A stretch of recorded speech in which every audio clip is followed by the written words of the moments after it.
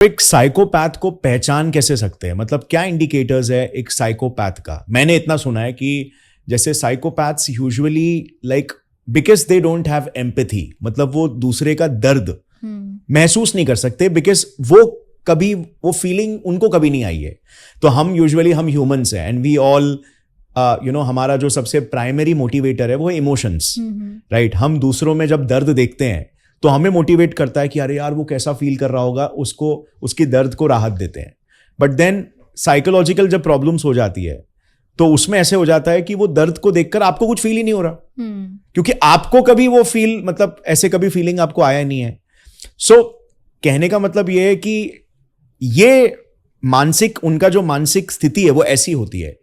तो इसको ध्यान में रखते हुए कैसे हम पहचान सकते हैं? जनरली नॉर्मली हम नहीं आइडेंटिफाई कर सकते हैं, क्योंकि इमोशंस की बात रही तो कुछ तो लोग जैसे काफी जो लोग हाँ, इंटरव्यूज लेते हैं कन्विक्ट होने के बाद, राइट, कि फॉर एग्जाम्पल ये XYZ कन्विक्ट हो गया है, अब हमें बस ये आइडेंटिफाई करना है कि weather he has a psychological condition और नॉट। उसने अपने होश और आवाज में, ये होश और हवास क्या बोलते हैं, बट जो भी है उसमें उसने मतलब अपने फुल अवेयरनेस में, कंप्लीट सेंसेस में उसने क्राइम कमिट किया है। He knew that it is wrong but still he did it. और ही वाज मजबूर, उसके हालात ही ऐसे, उसकी मेंटल स्टेट ही ऐसी है कि he doesn't know what is right and what is wrong. तो वो टाइम पे जो डॉक्टर्स होते हैं वो किस बेसिस पे आइडेंटिफाई करते हैं कि इसको साइकोपैथी है? जनरली टेस्ट होते हैं, जो असेसमेंट्स होते हैं उसके बेसिस से पता चलता है। और कन्फेशंस, वो खुद कन्फेस करते हैं कि मुझे ऐसा करना पसंद है। Now this is not normal, like doing sexual assault with a dead body is not normal, right? तो वो खुद कन्फेस कर रहे हैं ना। और वो उनकी एक्सप्रेशंस, उनके बॉडी लैंग्वेज, उनको मजा आता दिखता है, तो वो चीज, हाँ, वो चीज समझ में आती है कि this is not normal, this is some kind of psychological disorder. Okay, तो वो एक फोरेंसिक साइकोलॉजिस्ट वो चीज समझ जाता है।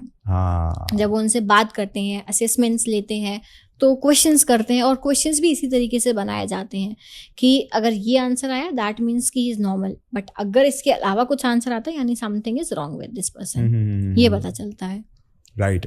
और सोशियोपैथी के केस में क्या होता है? ऐसा बोलते हैं कि साइकोपैथ्स तो बचपन से ही साइकोपैथ होते हैं, मतलब वो they are born with that disorder, but sociopaths उनको बोलते हैं जो लोग ने जिंदगी में इतनी गंदगी देखी है, मतलब वो जिस एरिया में पले बड़े, आसपास के जो सर्कमस्टेंसेस रहे हैं वो इतने इनह्यूमेन थे कि उनके अंदर से इंसानियत मर गई, और अब उनको दूसरों को दर्द को देखकर खुद को दर्द महसूस नहीं होता। मतलब सोसाइटी ने, कंडीशंस ने उनको सिखाया साइकोपैथ बनना।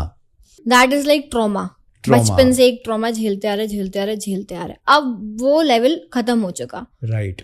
अब आप डिसेंसिटाइज हो गए। हाँ, अब वो एक लेवल खत्म हो चुका, तो अब आप उस लेवल से निकलने के लिए कुछ करोगे, या तो कुछ अच्छा करोगे या बुरा करोगे, that there is nothing in between that, right? या तो आप कुछ अच्छा करोगे, you will go in some spiritual side, या फिर आप क्राइम कमिट करोगे।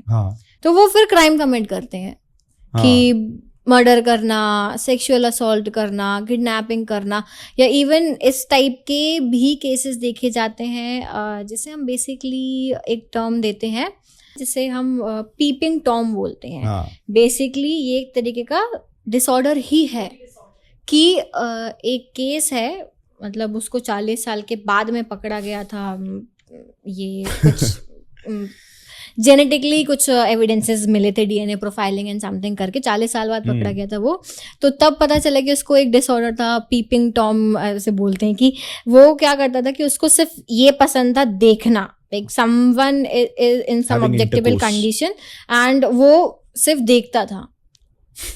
और फिर उसके बाद में वो जनरली क्या करता था, किसी का मर्डर कर देगा, सेक्सुअल असॉल्ट करेगा, फिर वो मर्डर कर देगा, बट मोर देन दैट वो सिर्फ उन चीजों को देखता था। तो पहले वो स्कैन करता था कि प्रोस्पेक्ट्स कौन हो सकते हैं, और फिर जो उसको लगता है कि ये प्रोस्पेक्ट है तो उसका मर्डर भी करता था। तो that is also a type of psychological एक मैंने मूवी देखी थी उसमें बेसिकली, और ये आई थिंक बहुत सारे लोगों को थोड़ा सा क्रीपी लगेगा, बट उसमें वो मूवी में ऐसा था कि एक होटल है, वो होटल में एक बंदा, एक मैनेजर होता है, तो मैनेजर एक बड़ा सा टीवी लगा के बैठा होता है जिसमें सारे रूम्स में हिडन कैमरास इंस्टॉल होते हैं। तो उनके फुटेजेस वो देख रहा होता है, और वो फुल टाइम बैठ के वही करता रहता है और अलग अलग जगह पे उसने कैमरास लगाए रहते हैं।